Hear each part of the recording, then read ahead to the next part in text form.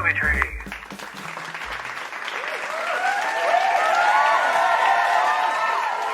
Howdy, howdy, branches, and welcome to an erotic thriller episode of the Movie Chip Podcast. We dive back into the 90s. It's where we're comfortable. Yeah. And it's where we swim best. It's Basic Instinct, 1992. It is, yes. You excited, mate? Sure. Erotically excited. I mean, it explains the way you're dressed. There's a lot of eroticism. Yeah. So we got here by climbing the Chelsea Ross branch. Yes, He played Eddie Harris in Major League, and he plays Captain Telcott in this movie. He certainly does. This movie that's about a violent police detective investigating a brutal murder that might involve a manipulative and seductive novelist. Damn. All right, they said it outright, didn't they? Yeah, just gave the movie away. Pretty much.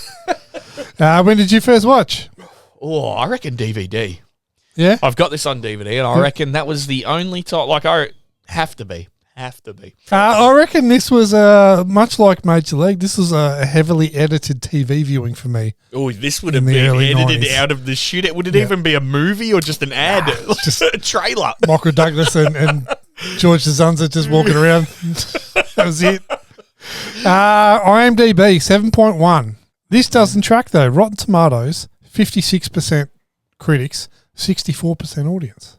I think this got a bit of a following afterwards. Yeah, I suppose. Haters or relators? Yeah, we've got a couple. So I start with a short one. Extremely Stupid. Reviewed by Lara, 27th of Jan, 2000. The whole suburb of Lara? Yeah, the whole suburb. This movie is so stupid. I can't believe it. One of the worst movies I have ever seen. What a waste of time to watch this shit. The movie is never exciting or erotic. It's just stupid. That's all I can say. What do you think about that, mate? That's it. Short, sweet, stupid. I mean, it's to the point. Someone thought they'd get on IMDb and write 13 words and say it's stupid. That's bing, bang, boom, done. Now we got someone with a little bit more reasoning. So we've got the most pretentious murder mystery ever filmed by Boxcar 2, August 23, and I reckon maybe our earliest review, 1999. Wow. 7 years after the movie. Did he mail that into IMDb? I don't know how this happens. Read a good book, take a walk, visit your local dairy farm to see how milk is produced. Do anything else with your time other than subsidizing the careers of anyone remotely connected with this crime against culture. Between the competition among the principals to see who can overreact most notably, and the god-awful script, which reinforces the notion that Joe Esterhaas did way too many drugs in the 70s and think he's Jim Thompson, I found myself gagging in the theatre. I remember the controversy which surrounded the film's release. I had to do with the treatment of homosexual characters in the story. The controversy should have been the script was greenlighted in the first place. Not the worst film in the 90s, then a close second to Waterworld. Sorry, their grammar was way off on that one. Yeah. I was literally just reading their words. I'm like, I'm not making sense. But yeah, Waterworld, I like that last bit at the end. I'm like, hey, Kevin Costner did not deserve that. They're the boats, the haters and relators, mate. So what do you think? I mean, they obviously didn't. I think the first one's a enjoy hater. the movie. The first one's a hater. Yeah. But the second one, I don't. Yeah, hater. Fuck it, we got two haters. Gave examples of what you could do with your time instead of going to watch this movie. So It's definitely not a one. no. Budget was $49 million. On what? Michael Douglas, I reckon. Yeah, probably. This was here. This became his niche. Yeah, I suppose. Like, hey, we need the biggest erotic thriller guy we can get. I know just the guy. Box office though, 353 mil. It was fourth at the box office. That's big. Beaten by Aladdin, Home Alone 2, and a movie we've done, which I shall not name. Yep. Released on May 14th, 1992. This is our sixth movie. God damn. From 92. It should be no surprise. We've done a lot of 90s. Yeah. All right. You ready? Yeah. Who the fuck is PFC William T. Santiago? Private Santiago's a member of 2nd Platoon Bravo, sir. Yeah. Well, apparently he's not very happy down here at Shangri-La because he's written letters to everybody but Santa Claus asking for a transfer. Few good men. All right, next one. Yeah. Kashmir, Rajneesh, is it how many minutes for the burrito again? 2 minutes. 1 minute. 1.5. 2 minutes, I'm telling Make up your melons. Is it 1 or 2? 1.5 minutes. No, he eating the juice. It's Cedo Man. All right, next one. So how's the new guy? He's got white hair, Frank. He's very good.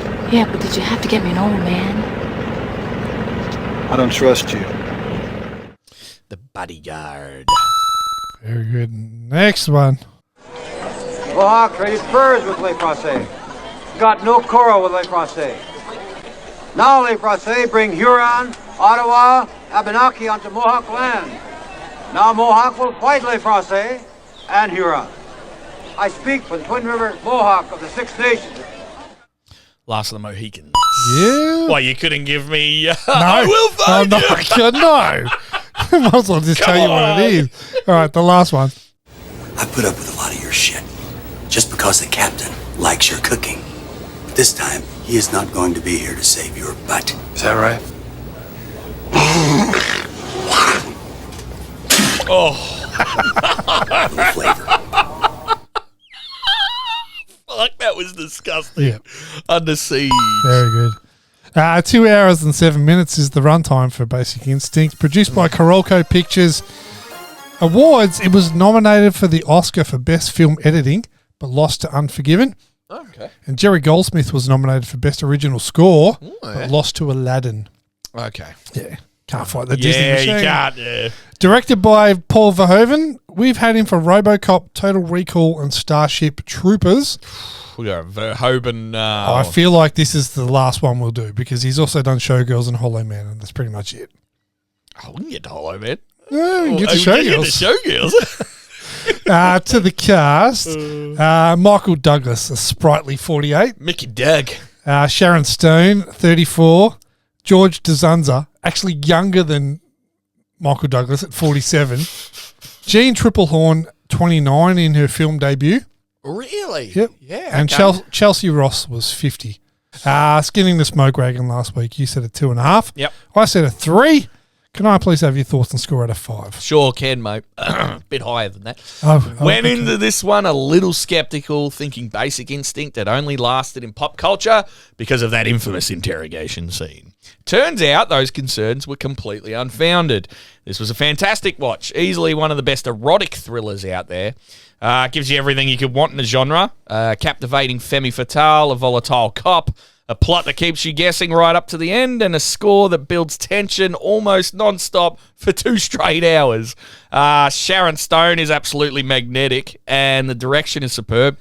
Sure, you can nitpick a few plot points here and there, but honestly, where's the fun in that? The film has every right to hold its place in pop culture lore, and I hope it continues to do so. 4.2 out of 5. Holy shit. That is a glow up. I'm honestly, out of this, I sat there thinking Sharon Stone's going to be so fucking horrible in this, and it's only held up by that interrogation scene. They were the thoughts I went in. Hadn't seen it in that long, and probably when I was watching it as young Poncho, it was just to see her tits. And now I'm like, well, maybe I'll watch the film. And it is an actual enjoyable film that has things making you go, oh, what the fuck are they doing that? But still, like, I thought it was great. It was shot well. Every location looked fantastic. Not much more I can put on it. Not much more mayo. Let's hear you bring it down. Yeah, I will. There is an art form to a good thriller. You need to be guessing from the off and guessing the whole way through until you finally get the, oh my God, it was her or him or them. But it's obvious from the first frame of this movie that Sharon Stone's character is the killer and it couldn't be anyone else. Oh, hang on. How do we know? Are you serious? You can tell it's her. How? You can see her face. When she's killing Johnny Bodge, you can see her face. No, Anybody. You see her That doesn't stop. That doesn't stop Paul Verhoeven from weaving so many webs of plot lines that I'm surprised he didn't choke himself on them. And this is a drab and dreary film too. There's no real colour in this film. Shit doesn't make sense in this movie. Police ignoring procedural stuff that should have sorted this out in 5 minutes. Curran ignoring his partner for the entire movie, even though Gus was spot on the whole time. I think Verhoeven just like making Sharon Stone flash her bits for 2 hours. I will say, though, that everybody was on top form here, performance-wise. Not a bad performance. And that'll be reflected in my worst on ground. And Jerry Goldsmith's score was outstanding. And at the end of the day, I probably think this movie didn't deserve a score of this magnitude. But I'm going to cut it halfway. So I said a 3. I'm going to go 2.5. Okay. Oh, there you go. Because where does that put it, mate? Purely because it wasn't as bad as some of the shit we reviewed. Not by any stretch. But I don't think, for me, it lived up to the hype it generated back in the day. Yeah, I suppose that's why I pointed out that it is only held up because of that interrogation scene, but I found a lot more fun in this than I had anticipated because of that. So that gives it a 3.35. Yeah. And that puts it 119th, just above Patch Adams, just below Minority Report. You know, I think we said, maybe not Minority Report, but Patch Adams was a film full of moments that went too long. Yes. Yeah. Absolutely. Fair enough. Best on ground? Easy, Sharon Stone as Catherine. Mm-hmm. What a turn and what a shame it's only really remembered for the leg crossing. Yeah, true. Like, if you go deeper into her character in the early parts of this film, she's fantastic. And I have personally separated this from a thriller to an erotic thriller. Mm-hmm. It's like watching a Brian De Palma film and thinking, hey, I'm here for the thrill. No, you're there for the erotic. You're here for the erotic. So she plays that perfectly. Yeah. I went left to centre, and I went with George DeZunza. I thought he was great as Gus, playing the more jovial, quippy, upbeat cop to a T, and legitimately did not deserve to die in the end. In a sea of sort of dourness and misery, and there's not much happiness to be had in this film. He's the only one that shows any sort of joviality towards anything. Okay. Disagree? Heavily. Worst on ground? George DeZunder. Gus. I think they tried to give him an old cowboy gimmick, which I didn't mind, but the role could have been played a lot more memorable. Like, he's sitting there, like, plays the worst drunk I've ever seen. That's like me acting drunk. It's just not natural. You are the worst drunk I've ever seen. Yeah, but that's natural.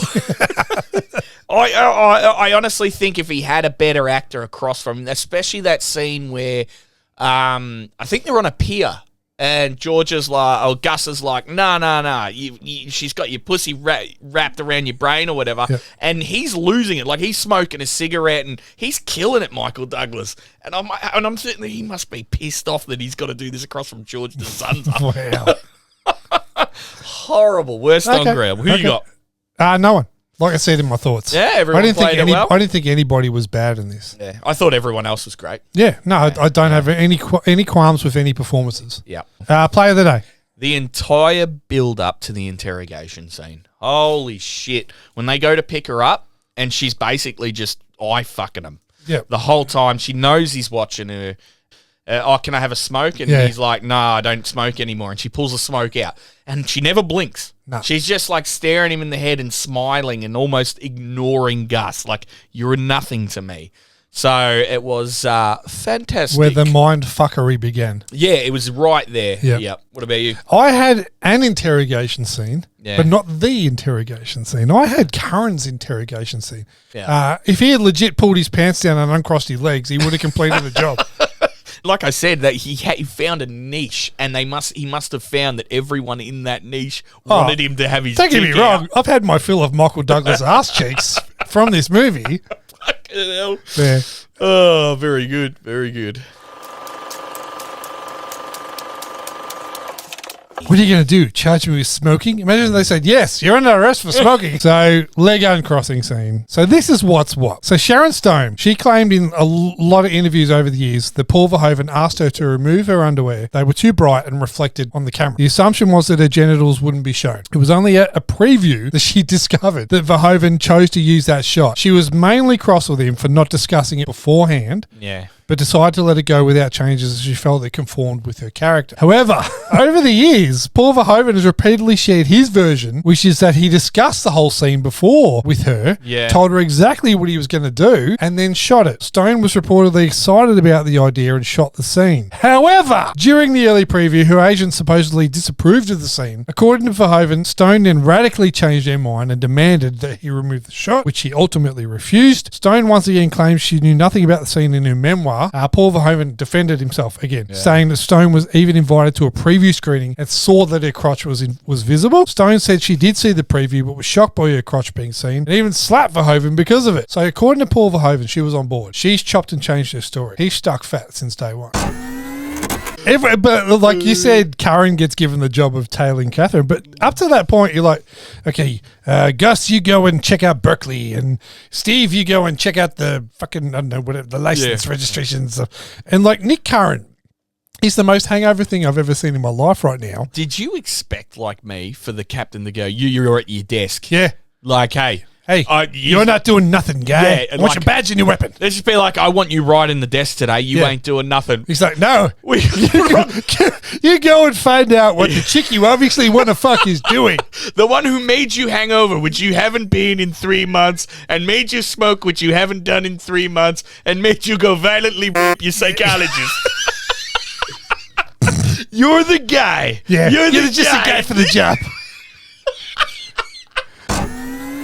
Michael Douglas looks terribly out of place in this There is club. no universe where 48-year-old Michael Douglas should be grinding up against anything in a nightclub. Not in a low-cut V. Not in a loose V-neck sweater. I think low cut, like down. We're talking like nipples. Like she pulls it out. She grabs his chest and gets that nipple. He's not an unfit man, but he's not a built man. And he's also a 48-year-old man. Yes, and they all look youngish. But this club, and look, I put my reality hat on here. I'm nearly the age he is in this, and I'm like, if I was in this club, I'd be like, can we turn the music down? I can't hear anybody. Can we turn the dance moves down? Yeah. Like, there is a lot of punch. We're talking choreographed moves. Yeah, oh yeah. Everyone, especially with Roxy. Sharon Stone goes hard with the punches, and like the arms are like wide out, and I'm like, hang on, nobody ever danced like this. Maybe in the 80s, maybe. Nothing dates a movie more than how people dance in the movie. Jesus Christ, Beth, when a cop with a gun pointed at you tells you to take your hand out of your pocket, take your fucking hand out of your pocket. I also understand this, that she has the relationship with Nick. Like, she wouldn't think he'd shoot her at all. But she's grabbing her keys. Obviously walking a tight rope of emotions right now. Yeah. And so, like, why the fuck are you yelling at me? Because she can't see Gus. Yes. So, like, she doesn't understand. She's like, oh, you fucking losing it again, Nick. You're a coke spiral, alcohol drinking son of a bitch. Would you have shot her? Triple horn when she was 35 years old? No. She was 29. 29, yeah, absolutely. I mean, if you're Nick Curran and you've got her dead to rights, do you just wait for her hand to come out of the pocket? Or like, jingling that's not a gun. No. And how cool she's acting, he's walking a very fine line. The way he's been drinking for the last 10 days. Yeah, he's had his mind fucked 6 ways from Sunday. Fucked by 2 psychologists coming out. Would you watch it again? I probably will one day down the line. Won't be soon. I probably won't. Very good. Don't need to. Where'd you watch? Watch this on Stan. Stan, yes, we're back on Stan. You can also watch it on Binge and Foxtel, which is basically the same fucking thing anyway. It really is. If you've still got Binge, though, I mean, why? But anyway. Yeah, who's got the money for that? Yeah, it's just a waste of money. Johnson Trivia. I do. On to trivia. Let's do some movie trivia. Body count. I had to calculate this myself, and I came out with 5. Ooh. So I've got Johnny Boz. Yes. Nielsen. Yes. Roxy. Yep. Gus. Yep. Beth. 5. No one else dies in this movie. They're all like the main deaths. Yeah. Unless we there's get some we sort get of told side about death. we get told about her parents and Roxy's brothers and Yeah, no, I reckon you're right on that one. 5. Yep, I'll give you that. All right, good. Locations. I have a feeling we're not in Kansas anymore. The location for Sharon Stone's oceanfront home was filmed at 157 Spindrift Road, Carmel Highlands, California. California. It recently sold for $16 million. Oh, wow. Bit of chump change. Yeah. Only 5 rooms of the 12,000 square foot mansion were used, along with the deck and the stone steps that led to the ocean. That's all you need, baby. It is all That's you all Verhoeven needed. Upon seeing this film, Steven Spielberg noticed Wayne Knight and immediately wanted him to play Dennis Nedry in Jurassic Park. Oh, my God. He stayed through to the end credits just to find his name. Good on him. Some casting. The role of Nick Curran was originally a lesbian cop and was written with Kathleen Turner in mind. Oh, so it's going to be a lesbian It's going to be a lesbian rump. Or were they going to make Catherine? As with RoboCop, Paul Verhoeven talked to Tom Berenger about playing Nick Curran, Oh, I could see that. but Tom Berenger did not like the script. Tom, what were you doing? He later was in Sliver, which also starred Sharon Stone. Tom, what were you doing? What were you doing? Do you want some branching? Yeah, well. And now it's time for us to branch out and decide what we'll watch next week. 7 options. 7's my option. 7 options. I guess we're watching 7 again. Michael Douglas. Yes, the Doug. Ant-Man. Oi. Uh-huh. Sharon Stone. The Specialist. Oh. Go deep into Stallone shit. Lilani Sorrell. Days of Thunder. Ooh. Yep. Dennis Knight. Space Jam. Space Jam. Benjamin Mountain. Falling Down. Oh, yeah. Eric Popick. Mouse Hunt. Hey, Mouse Hunt. That's not bad. Yeah, just thought I chucked it in there. One this was. Actually, sorry, I said 7. That's only 6. So, did you have one more? There was a 7th, but I got rid of it and I can't remember what it was. Okay, it doesn't matter because we're doing Falling Down. Falling Down, I had a sneaky suspicion. It was Falling Down or nothing. Yeah, I get that. Oh, skip it next week. Oh, okay. That was Falling Down. All right, let's skin this. Go ahead, skin it. Skin that smoke wagon and see what happens. This is easy for me, mate. This Yeah? is a 5. 5? Yeah. No, I don't think this is going to age badly at all. Don't blame me for that. This may even have aged better. I have vivid memories. My dad took me to see this. Yeah.